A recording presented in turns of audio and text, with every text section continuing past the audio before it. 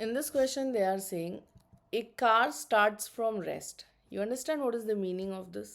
वैसे तो है तो एक सेंटेंस टाइम, बट उसने तुमको यहाँ पे हिंट दिया है. क्या हिंट दिया? Starting from rest. इसका मतलब ये होता है कि जिस वेलोसिटी से वो स्टार्ट कर रहा है वो उसका कितना है? ज़ीरो है. एंड उसको हम क्या बोलते हैं? इनिशियल वेलोसिटी बोलते हैं. And we give by the symbol u. तो इनिशियल स्टार्टिंग फ्रॉम रेस्ट मतलब इनिशियल वेलोसिटी ज़ीरो है. फिर वो क्या बोल रहा है कि चलते चलते चलते चलते उसकी वेलोसिटी जो है वो कितनी हो जाती है? कुछ 24 मीटर पर सेकेंड हो जाती है. लुक, हाँ, ऑप्शंस में मीटर पर सेकेंड ऐसे लिखा है, metre and then second and then -1. तो ये ऐसा फॉर्म है. इसका फॉर्म का मतलब होता है मीटर ऊपर एंड सेकेंड नीचे. You can also write this as what? Metre पर सेकेंड. तो I prefer this one.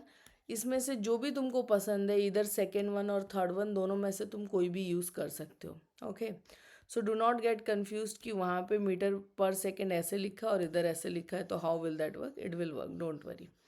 Now so further they have like stated कि वो ऐसे चलते चलते उसकी वेलोसिटी कितनी हो जाती है? 24 हो जाती है from that starting one in a time period of how much? 6 second. तो वो तुमसे पूछ रहा है कि इसका एवरेज एक्सेलरेशन कितना है.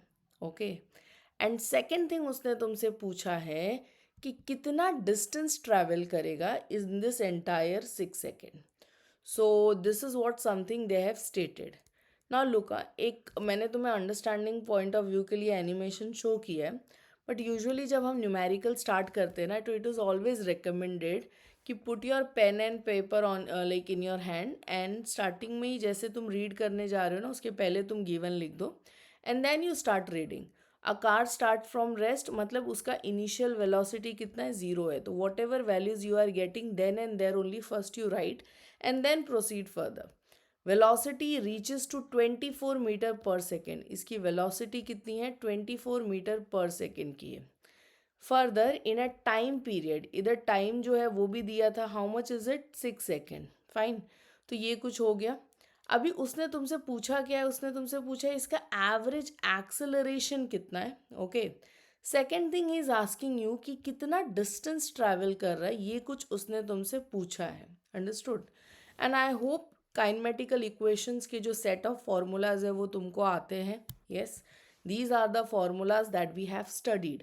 अब देखो, हर एक फॉर्मूला का अपना खुद का एक इम्पोर्टेंस है. जो फर्स्ट वाला फॉर्मूला है इसमें क्या चीज़ नहीं है? इसमें डिस्प्लेसमेंट नहीं है. जो सेकंड फॉर्मूला है इसमें फाइनल वेलोसिटी नहीं है. मतलब अगर मैं फर्स्ट फार्मूला को उठाती हूँ ना, तो मैं मुझे क्या मिलेगा कि इसमें जो डिस्प्लेसमेंट है वो मिसिंग है. फाइन. सेकंड वाला को अगर मैं उठाती हूँ तो इसमें मुझे क्या मिलेगा? वेलोसिटी मिसिंग है.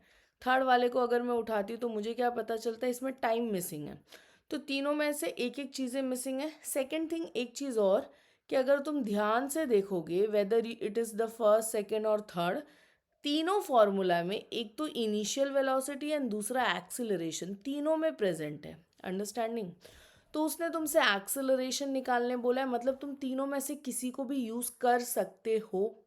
But the problem is that कि वैल्यूज़ क्या गिवन है उसकी बेसिस पे हम फॉर्मूलाज को डिसाइड करते हैं. इनिशियल है, फाइनल है, टाइम है.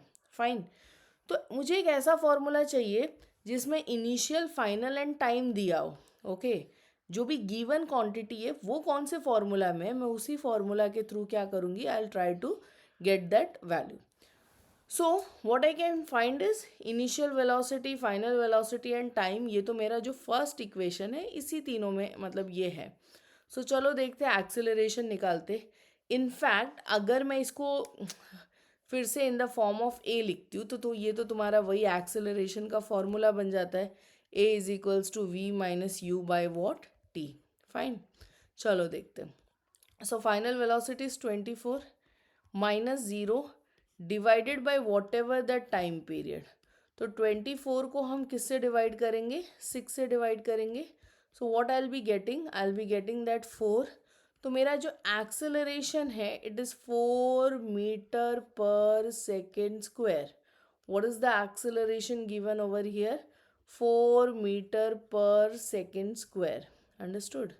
So this was the first part of the question. अब मूव करते हैं हम सेकेंड पार्ट पे. Okay, so now let's move to that second part of this question. Just a moment.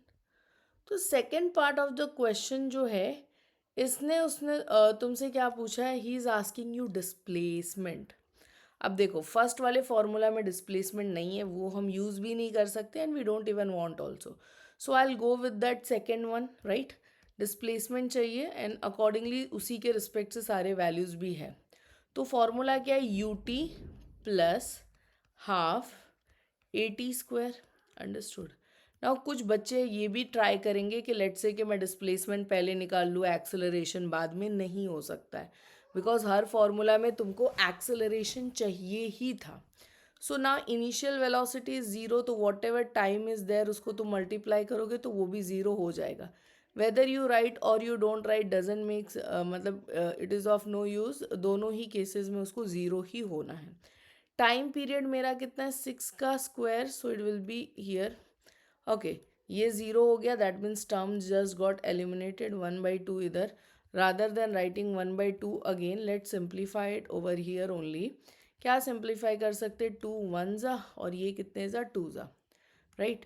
सो बचा क्या मेरे पास, यहाँ पे 2 बचा है एंड 6 का स्क्वायर. 6 का square is how much, 36, right. So ये हो जाएगा 36 2 ज़ा 72. And since you are finding distance, तो unit will be what, metre. So in this process, like this is how we have figure out this thing.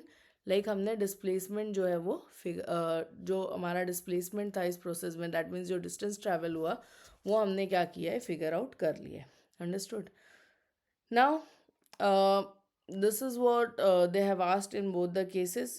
If you have any doubt, like if anything is not clear to you, so you may reach to us. Okay, so yeah, that was all. Thank you.